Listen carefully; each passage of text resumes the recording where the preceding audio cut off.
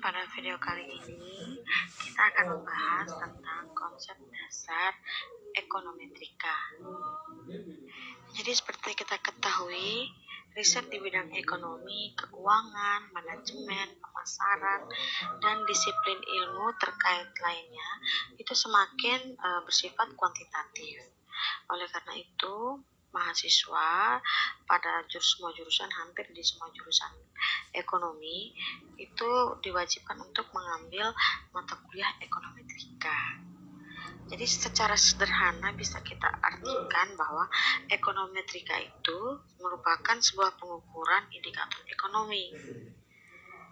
Namun ekonometrika itu bukan hanya sekedar pengukuran secara kuantitatif terhadap konsep-konsep ekonomi seperti PDB atau produk domestik bruto, inflasi, import, ekspor. Namun ekonometrika juga itu bisa memiliki arti yang sangat luas, di mana secara luas ekonometrika dapat didefinisikan sebagai ilmu sosial di mana perangkat teori ekonomi, matematika, dan statistik inferensial diterapkan dalam menganalisis fenomena ekonomi. Jadi ini yang diambil dari dalam buku pengertian yang dalam buku Gujarati. Namun ada banyak juga pengertian lainnya seperti dalam Gujarati juga, dalam Samuelson dalam Gujarati juga ditemukan bahwa ekonometrika ini sebagai hasil dari suatu tinjauan tertentu tentang peran ilmu ekonomi mencakup aplikasi statistik matematik atas data ekonomi guna memberikan dukungan empiris terhadap model yang disusun berdasarkan matematika ekonomi serta memperoleh hasil berupa angka-angka. Namun secara garis besar bisa kita artikan bahwa ekonometrika itu terdiri dari 3, yaitu teori ekonomi, matematika ekonomi, dan statistika ekonomi. Jadi ekonometrika itu merupakan mata kuliah yang patut dipelajari secara persis karena ada beberapa alasan. Jadi tiga teori tadi ini, teori ekonomi, matematika, dan statistika ekonomi ini menjadi alasan kenapa kita harus belajar ekonometrika. Jadi misalnya dalam teori ekonomi kita akan membuat pernyataan atau hipotesis yang sebagian besar itu bersifat kualitatif. Contohnya teori mikroekonomi itu mengatakan bahwa dengan asumsi hal-hal lain bersifat konstan yang kita kenal dengan istilah ceteris paribus, maka kenaikan harga suatu barang atau jasa diperkirakan akan menurunkan jumlah permintaan atas barang dan jasa tersebut. Jadi teori ekonomi mendalilkan suatu hubungan yang bersifat negatif atau terbalik antara harga dan jumlah permintaan barang yang dikenal dengan istilah kita sebutnya kaidah permintaan dengan kurva yang menurun, atau secara sederhana kita sebut kaidah permintaan. Nah, akan tetapi teori itu sendiri tidak memberikan suatu ukuran dalam angka mengenai kuat lemahnya hubungan di antara kedua variabel tersebut. Jadi dalam hal lain, teori ekonomi tidak menyebutkan berapa banyak permintaan barang atau jasa yang akan naik atau akan turun sebagai akibat dari perubahan tertentu atas harga atau barang dan jasa tersebut. Oleh karena itu, ekonometrika dengan teknik analisis tertentu akan menjawab hal ini dengan memberi informasi angka numeriknya. Nah, kemudian matematika ekonomi ini juga berhubungan erat dengan bagaimana teori ekonomi dinyatakan dalam bentuk persamaan matematika tanpa melakukan verifikasi kebenaran dari teori tersebut. Di lain pihak, ekonometrika ingin membuktikan kebenaran teori ekonomi secara empiris. Hal ini juga berlaku untuk statistika ekonomi. Begitu pula, hanya berhubungan dengan pengumpulan, pengolahan dan penyajian data dalam berbagai bentuk informasi seperti tabel, diagram, grafik, dan lain sebagainya. Tetapi tujuan statistika ekonomi tidak untuk membuktikan teori ekonomi berdasarkan data yang telah dikumpulkan. Data yang diperoleh ini merupakan bahan analisis bagi ekonometri. ekonometrika. Nah, ekonometrika sendiri digolongkan menjadi dua, yaitu ekonometrika teoritik dan ekonometrika terapan. Nah, ekonometrika teoritik ini berkaitan dengan pengembangan metode-metode yang cocok untuk mengukur hubungan-hubungan ekonomi yang ditetapkan dalam model ekonometrika. Sedangkan ekonomi terapan itu membahas mengenai penggunaan atau penerapan metode ekonomi yang telah dikembangkan dalam ekonometrik terapan.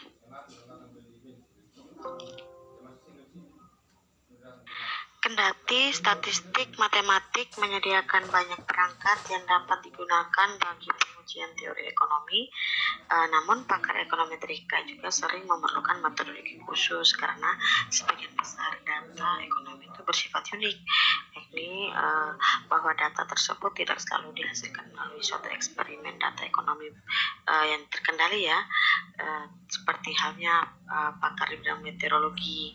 Pakar ekonometrika umumnya tergantung pada data yang tidak dapat dikendalikan secara langsung. Jadi data tentang konsumsi, pendapatan, investasi, tabungan, harga-harga itu yang dikumpulkan oleh instansi pemerintah maupun swasta. Pada hakikatnya bukan dihasilkan dari suatu eksperimen. Nah, pakar ekonometrika ini mengambil data ini apa adanya. Hal ini menimbulkan persoalan-persoalan khusus yang biasanya tidak dihadapi dalam statistik matematik. Lagi pula, data semacam itu mungkin mengandung kesalahan pengukuran atau mungkin juga pembulatan, dan pakar ekonometrika mungkin perlu mengembangkan metode analisis khusus guna mengatasi masalah kesalahan pengukuran tersebut. Nah, metodologinya itu untuk metode ekonometrika yang pertama itu kita mulai dari membuat pernyataan, teori, atau hipotesis. Nah, pada langkah awalnya ini, kita mencari teori ekonomi yang cocok dengan topik yang ingin kita pelajari. Dalam teori ekonomi tenaga kerja, ini ada dua hipotesis yang saling berlawanan dengan pengaruh keadaan ekonomi terhadap kesediaan orang untuk bekerja. Hipotesis tenaga kerja berkurang menyatakan bahwa apabila keadaan ekonomi memburuk yang tercermin dari naiknya angka pengangguran, banyak penganggur yang putus asa dalam mencari pekerjaan dan kemudian memilih keluar dari angkatan kerja. Sebaliknya, ada hipotesis lain lagi, yaitu hipotesis tenaga kerja bertambah. Nah, ini menyatakan bahwa apabila keadaan ekonomi memburuk, banyak tenaga kerja sekunder yang saat ini belum memasuki pasar tenaga kerja, contohnya ibu rumah tangga, terus pelajar juga bisa, mungkin memutuskan untuk masuk ke dalam angkatan kerja seandainya pencari nafkah di keluarga tersebut kehilangan pekerjaannya. Jadi sering kita temukan ada ibu rumah tangga yang jualan online, ada mahasiswa bahkan pelajar sudah aktif untuk jadi penjual. Nah, kendati pekerjaan yang didapat oleh tenaga kerja tersebut ini berupah rendah, penghasilannya dapat menutupi sebagian pendapatan yang hilang dari pencari nafkah utamanya. Jadi misalnya bapak keluarga menganggur, maka ibu rumah tangga yang dulunya itu tergolong dengan bukan mencari angkatan kerja terpaksa harus melakukan pekerjaan seperti jualan online gitu ya. Apakah kemudian tingkat partisipasi angkatan kerja menjadi bertambah atau berkurang?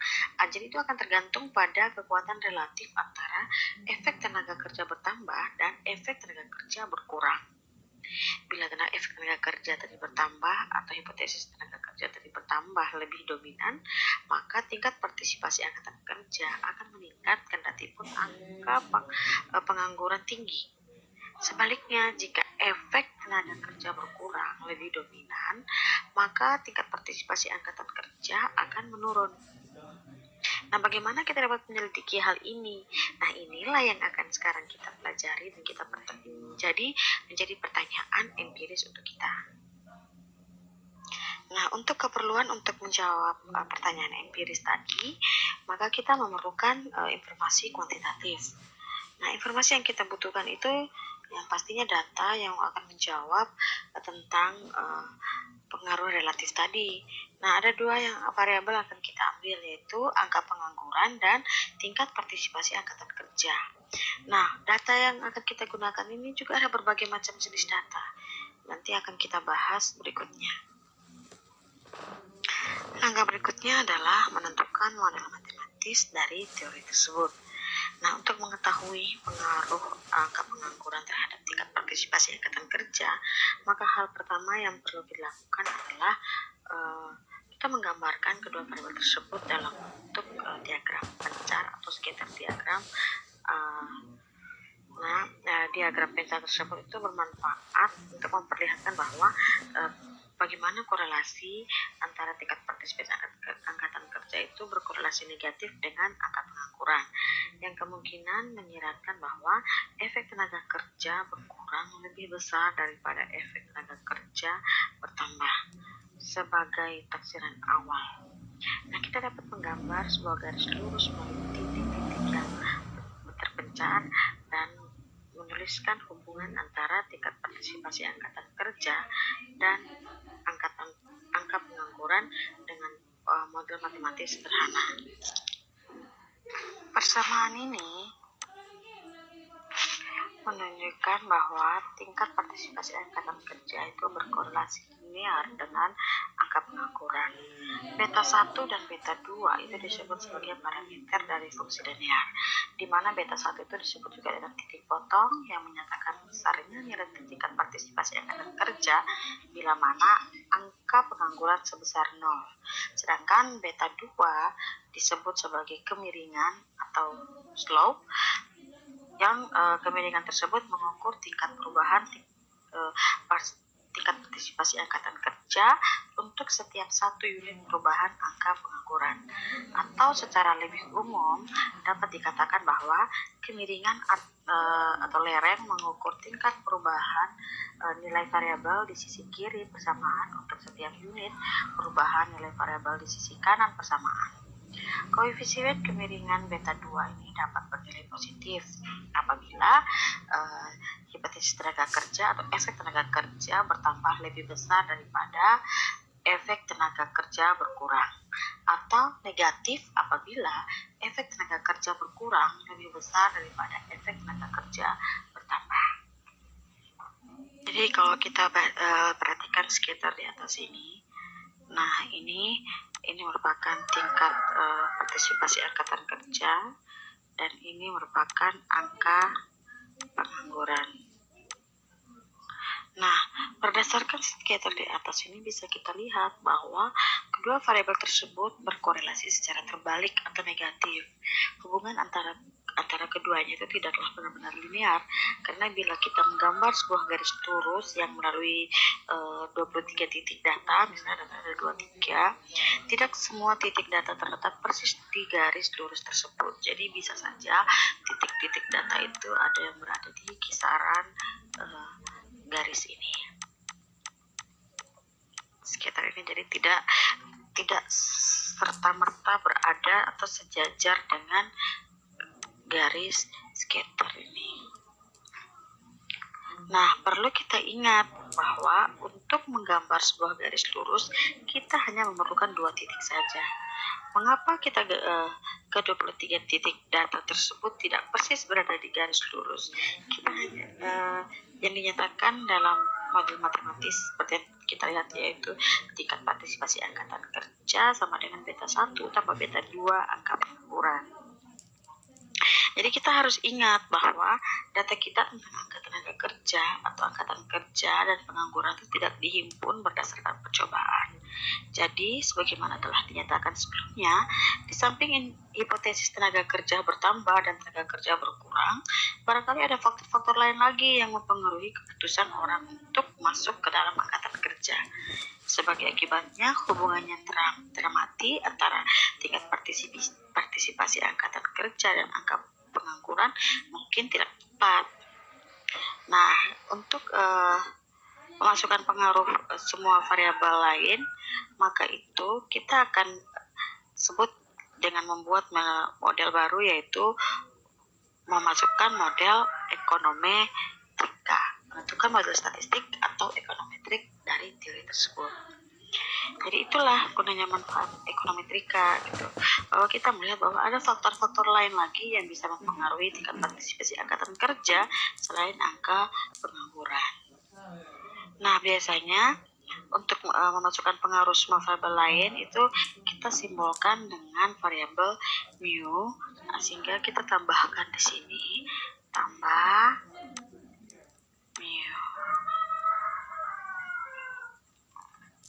Nah, di mana mu ini menyatakan faktor kesalahan acak atau sederhana disebut dengan gangguan acak.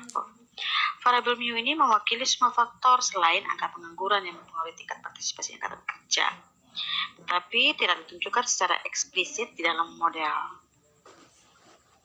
Jadi misalnya ada variabel lain yang bisa mempengaruhi meningkatnya tingkat partisipasi angkatan kerja, misalnya hobi atau mungkin selera seseorang, atau mungkin ada faktor lain misalnya untuk membayar utang, akhirnya mempengaruhi seseorang untuk mau berjualan online. Variabel gangguan acak inilah yang membedakan ekonometrika dari matematika ekonomi murni. Nah, salah satu contoh model statistik atau empiris atau ekonometri, lebih tepatnya persamaan yang ini ya. Persamaan ini merupakan salah satu contoh dari apa yang disebut model regresi linear. Nah, menjadi topik utama hari ini yaitu model semacam ini variabel yang terletak di beberapa variabel, yaitu variabel yang terletak di sisi kiri dan variabel yang terletak di sisi kanan. Variabel yang terletak di sisi kiri, persamaan ini disebut dengan variabel tak bebas atau dependent variable. Nah, variabel yang terletak sebelah kanan itu dinamakan dengan variabel yang bersifat menjelaskan atau explanatory variable, atau kita sebut juga dengan variabel bebas yang sering juga disebut dengan independent variable.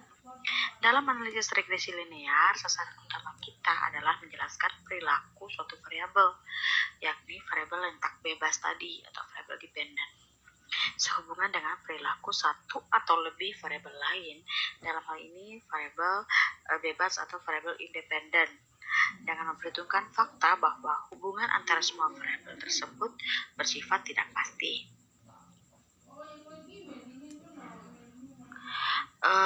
Untuk model ekonometri yang itu ada tambahan gangguan acak atau biasa kita sebut dengan galat ya.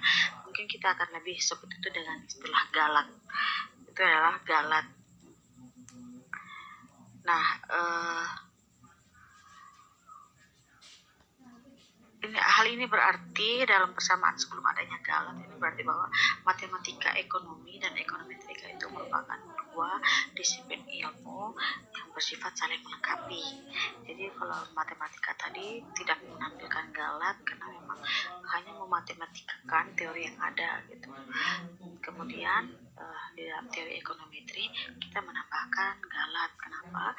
Karena kita melihat bahwa ada faktor lain lagi yang dapat mempengaruhi tingkat partisipasi angkatan kerja, di mana data yang kita peroleh itu, data awal itu adalah data yang tidak dilakukan dengan sebuah percobaan, sehingga kita bisa mengantisipasi atau bisa melihat lain lagi bahwa ternyata ada variabel-variabel lain yang bisa mempengaruhi tingkat partisipasi angkatan kerja selain angka pengangguran. Nah, untuk lebih jauh lagi kita juga perlu mengingat bahwa ada hubungan yang namanya hubungan sebab akibat. Di dalam model regresi itu kita nyatakan bahwa tingkat partisipasi angkatan kerja adalah variabel yang tak bebas, sedangkan angka pengangguran adalah variabel bebas atau variabel yang bersifat menjelaskan. Apakah hal ini merupakan hubungan antar variabel tersebut memiliki hubungan sebab akibat? Nah, dalam hal ini, apakah angka pengangguran itu merupakan faktor penyebab, sedangkan tingkat partisipasi angkatan kerja merupakan faktor akibat? Dengan kata lain, apakah regresi menyeratkan adanya hubungan sebab akibat? Nah, tidak perlu demikian keadaannya. Suatu hubungan statistik itu betapapun kuat dan meyakinkan tidak dapat menentukan hubungan sebab akibat. Jadi gagasan tentang hubungan sebab akibat itu tentulah berasal dari luar ilmu statistik, yaitu pada intinya berasal dari beberapa teori yang ada. Contohnya kita teori ekonomi, hipotesis tenaga kerja berkurang yang menentukan ada tidaknya hubungan sebab akibat antara variabel tak bebas dan variabel bebas. Jika hubungan sebab akibat tidak dapat ditentukan, maka lebih tepat bila kita menyebut hubungan atau sebagai prediktif atau sebagai hubungan prediktif berdasarkan nilai angka pengangguran tertentu. Dapatkah kita memprediksi besarnya tingkat partisipasi angkatan kerja? Langkah berikutnya adalah menaksir parameter dari model ekonometri yang sudah dipilih. Nah, parameter bagaimana cara kita menentukan taksiran? Untuk menentukan nilai parameter kita menggunakan taksiran. Nah, bagaimana cara kita memperoleh angka-angka taksiran untuk kedua parameter ini? Untuk parameter beta 1 dan beta 2, maka kita akan menggunakan OLS atau ordinary least square atau bahasa Indonesia adalah metode kuadrat terkecil biasa atau metode kuadrat terkecil. Nah, nanti untuk gambaran datanya akan kita jelaskan di video selanjutnya ya. Jadi ini hanya cuman gambaran datanya. Nah, untuk taksirannya di sini kita menaksir bahwa beta 1-nya adalah 69,99 dan beta 2-nya adalah minus 0,65. Nah, untuk menyambalkan persamaan kita ini adalah sebuah taksiran, maka kita akan menggunakan topi. Topi ini bisa dilambangkan bahwa persamaan ini merupakan taksiran. Nah, jadi di sini kita bisa lihat taksiran dari beta 1 70. Nah, di sini kira-kira 70 dan beta 2 itu kira-kira minus 0,65. Nah, jika angka pengangguran meningkat sebesar 1 unit, yakni 1%, maka ceteris paribus atau tingkat partisipasi angkatan kerja diperkirakan akan menurun rata-rata sekitar 0,65%. Angkatan kerja sebesar rata-rata 0,65% yang barangkali menunjukkan bahwa efek tenaga kerja berkurang lebih dominan. Kita mengatakan secara rata-rata karena keberadaan variabel dan galat itu sebagaimana yang telah kita sebutkan sebelumnya membuat hubungan antara tingkat partisipasi angkatan kerja dan angka pengangguran menjadi tidak begitu tepat.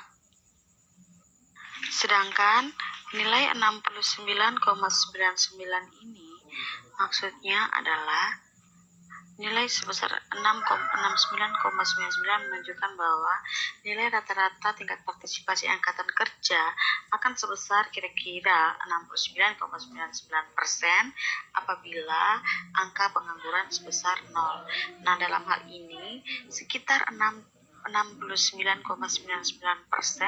penduduk sipil usia kerja akan memasuki angkatan kerja apabila angka pengangguran sebesar 0 atau yang disebut kondisi kesempatan kerja penuh atau full employment.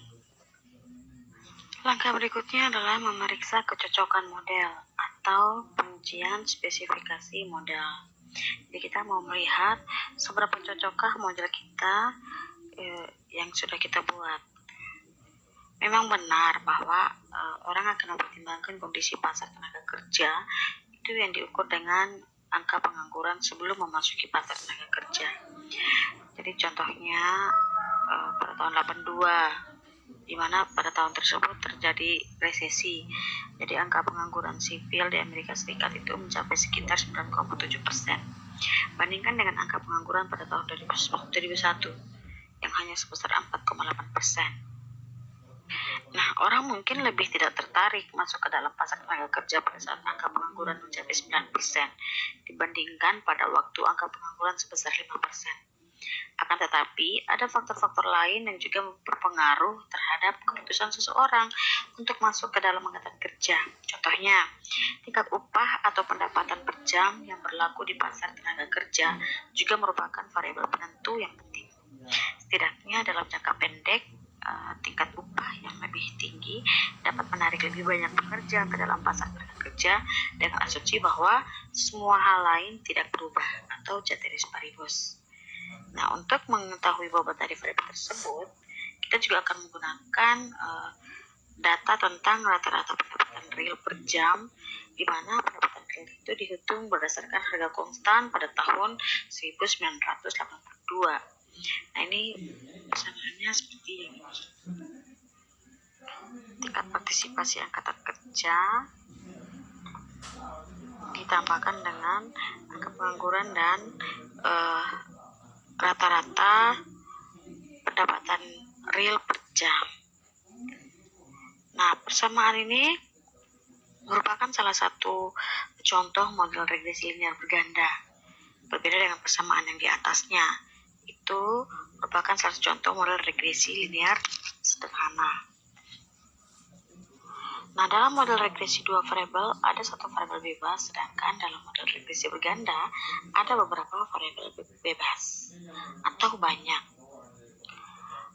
Perhatikanlah bahwa dalam model regresi berganda, persamaan yang kedua itu kita juga memasukkan faktor gangguan acak atau yang kita sebut dengan galat, karena berapapun jumlah variabel bebas yang dimasukkan ke dalam model tidak akan mampu untuk menjelaskan sepenuhnya tentang perilaku variabel tak bebas. Berapa banyak variabel yang dimasukkan ke dalam model regresi berganda merupakan keputusan yang harus diambil peneliti dalam situasi tertentu. Tentu saja, teori ekonomi yang mendasarinya akan menjelaskan variabel-variabel apa saja yang dapat dimasukkan ke dalam model. Akan tetapi, ingatlah, selalu ada yang telah diuraikan terdahulu bahwa regresi tidak menjelaskan hubungan sebab akibat. Teori yang relevan haruslah menentukan apakah satu atau lebih variabel bebas memiliki hubungan sebab akibat dalam variabel tak bebas dengan variabel tak bebas. Nah, berdasarkan ini kita juga menggunakan taksiran. Jadi untuk regresi berganda ini juga kita menggunakan taksiran. Nah, taksirannya sudah kita temukan di bawah sini. Nah, hasil ini menarik. Kenapa menarik, teman-teman? Karena kedua koefisien kemiringan bentuk bernilai negatif, yaitu angka partisipasi angka pengangguran bernilai negatif, dan rata-rata pendapatan real per jam juga negatif.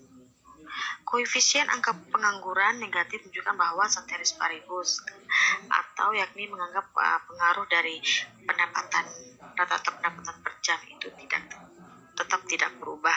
Kenaikan angka pengangguran sebesar 1% akan menyebabkan secara rata-rata penurunan tingkat partisipasi angkatan kerja sebesar 0,67%. Yang mungkin sekali lagi mendukung hipotesis tenaga kerja berkurang. Sebaliknya, dengan menganggap pengaruh angka pengangguran itu tetap tidak berubah, kenaikan rata-rata pendapatan per jam sebesar $1 akan menyebabkan secara rata-rata penurunan tingkat partisipasi angkatan kerja sebesar 1,4%. Apakah koefisien rata-rata pendapatan per jam ini yang bernilai negatif masuk akal dari sisi teori ekonomi? Apakah kita tidak mengharapkan koefisien bernilai positif? Semakin tinggi pendapatan per jam, maka akan semakin tinggi pula daya tarik pasar tenaga kerja.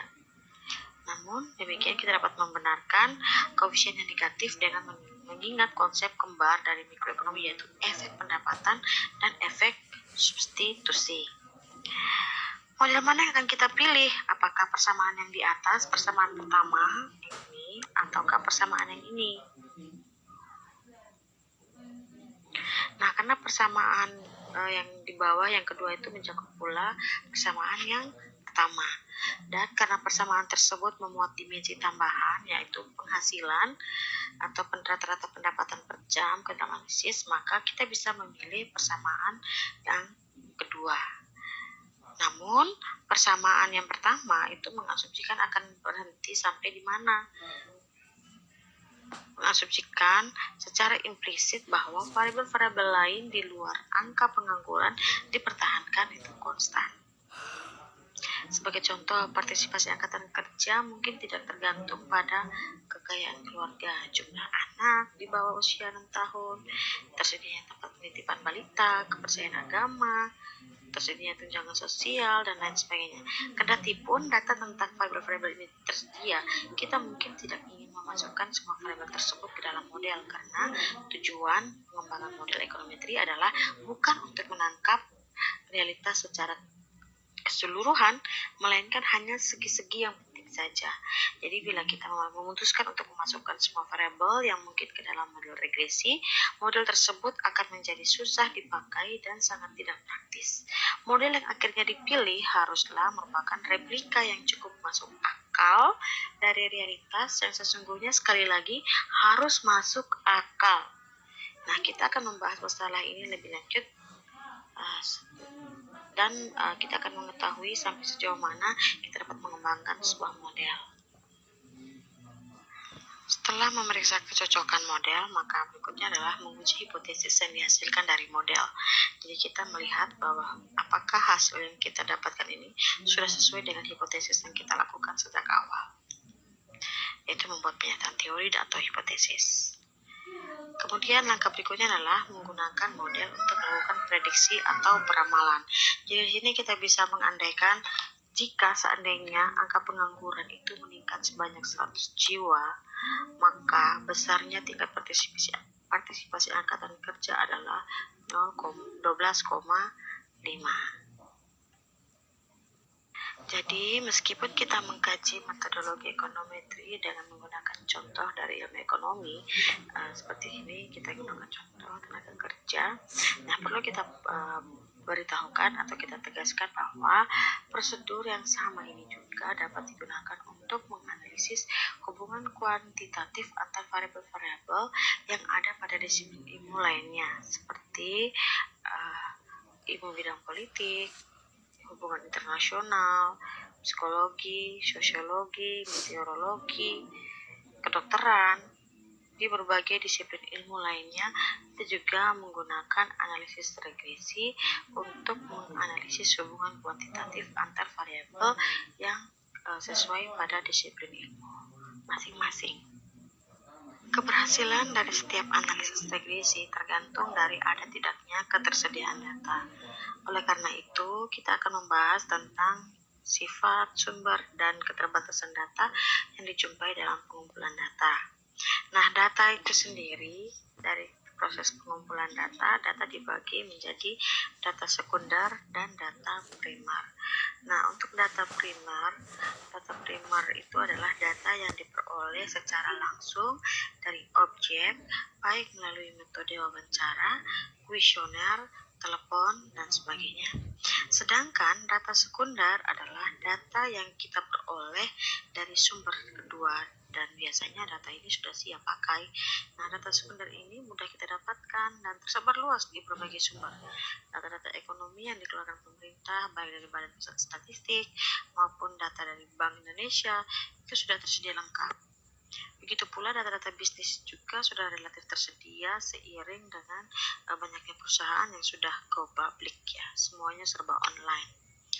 Nah, dengan berkembangnya data elektronik itu maka kita bisa lebih mudah untuk mendapatkan data dengan mengakses data melalui internet. Misalnya data-data ekonomi yang bisa diakses melalui situs Bank Indonesia. Itu bisa kita klik www.bi.go.id. Atau data ekonomi dari negara lain, misalnya data ekonomi Amerika Serikat, itu bisa diakses dari salah satu bank sentralnya di St. Louis, yaitu Federal Reserve of St. Louis, melalui situs resminya yaitu www.stls.frb.org, atau juga dari Badan Pusat Statistik kita di Indonesia, bps.go.id. Nah, ketersediaan data ini akan mempermudah pekerjaan ekonometrika, sehingga selain data-data itu juga ada juga beberapa data-data tipe-tipe data yang bisa kita gunakan dalam analisis regresi dalam ekonometrika. Nah, data itu kita bagi menjadi 3, yaitu time series, cross section, dan pooled data. Jadi kalau data cross section, time series itu kita sebut dengan data runtuh waktu. Nah, data runtun waktu ini merupakan sekumpulan observasi dalam rentang waktu tertentu. Data ini dikumpulkan dalam interval waktu secara kontinu. Misalnya data mingguan, itu yang data mingguan itu biasanya harga saham, nilai tukar, atau data bulanan. Itu misalnya contoh data adalah indeks harga konsumen, atau data kuartalan, misalnya jumlah uang beredar. Ini kan per tipe tuh. Terus data tahunan, yaitu seperti data output nasional atau gross domestic product. Nah, sebagian besar studi ekonometrika dengan regresi itu menggunakan data time series, sehingga akhir-akhir ini tuh sering berkembang ekonometrika tuh khusus menganalisis data time series, dikenal dengan ekonometrika time series. Nah, berikutnya lagi yaitu data cross section. Nah, data cross section ini bahasa lainnya adalah data antar tempat atau ruang. Data ini merupakan data yang dikumpulkan dalam kurun waktu tertentu dari sampel. Misalnya, sensus penduduk yang dilakukan oleh Badan Pusat Statistik bagi seluruh penduduk Indonesia pada kurun waktu tertentu.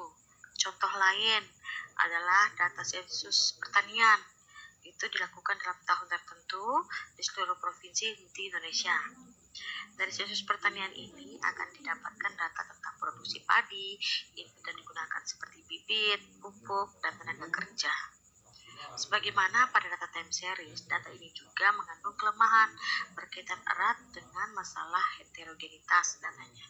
Misalnya dalam kasus sensus pertanian untuk produksi padi, kita akan mendapatkan variabilitas data dari satu provinsi ke provinsi yang lain. Ada provinsi yang relatif besar hasilnya dan ada provinsi yang relatif kecil produksi padinya. Nah, berikutnya adalah panel data atau pool data. Data ini merupakan gabungan antara data time series dan cross section data. Misalnya, kita ingin mengetahui perkembangan harga di Indonesia. Nah, untuk mendapatkan perkembangan gambaran harga ini, maka kita bisa mengumpulkan seluruh indeks harga konsumen di seluruh Indonesia pada waktu tertentu dan kemudian digabungkan dengan data perkembangan harga masing-masing provinsi dalam kurun waktu tertentu. Oke teman-teman, sekian materi tentang konsep dasar ekonometrika. Kita akan lanjut dengan materi berikutnya di video berikutnya. Selamat belajar.